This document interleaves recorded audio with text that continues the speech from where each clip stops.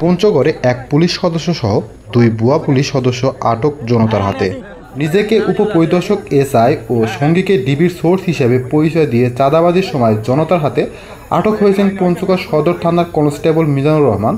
এ সময় তার সহযোগী রাজমিস্ত্রি শরীফুল ইসলামকেও আটক করা হয়েছে। শনিবার রাতে পঞ্চগড় শহরের বালিয়াপাড়া এলাকায় কয়েকজন তরুণের কাছে লাখ টাকা চাঁদা দাবি করায় তাদের আটক করা হয়। আটককৃত কনস্টেবল মিজানুর রহমানের বাড়ি দিনাজপুর জেলার বিরল উপজেলার বৈদ্যনাথপুর এলাকায়। তিনি 2022 সালে পঞ্চগড়ে যোগদান করেন। এছাড়া আটক শরীফুল ইসলামের বাড়ি পঞ্চগড় সদর উপজেলার সাতমেরা ইউনিয়নের পেলকুজোত এলাকায়। তিনি পেশায় রাজমিস্ত্রি। স্থানীয়রা জানায়, শনিবার রাতে সদর উপজেলার পঞ্চগড় সদর ইউনিয়নের বালিয়াপাড়া এলাকায় সড়কের পাশে বসে মোবাইল গেম খেলছিলেন কয়েকজন তরুণ।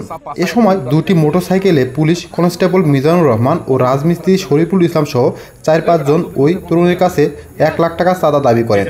অন্যথায় অনলাইনে জুয়া খেলার অভিযোগে গ্রেপ্তার করার হুমকি দেন।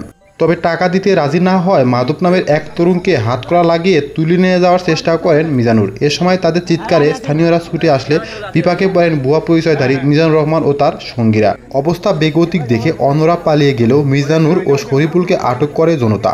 পুলিশ ও সেনাবাহিনীর সদস্যরা খবর পেয়ে ঘটনাস্থলে পৌঁছালে ক্ষুব্ধ জনতা ওই 2 ব্যক্তিকে তাদের হাতে তুলে দেন। পঞ্চগড় পুলিশ সুপার মিজানুর রহমান মুন্সি বলেন, ওই পুলিশ কনস্টেবলকে পুলিশ লাইনে ক্লোজ করা হয়েছে। তার বিরুদ্ধে বিভাগীয় ব্যবস্থা নেওয়া হবে। আটক অপরজনের বিরুদ্ধে মামলার প্রক্রিয়া চলছে।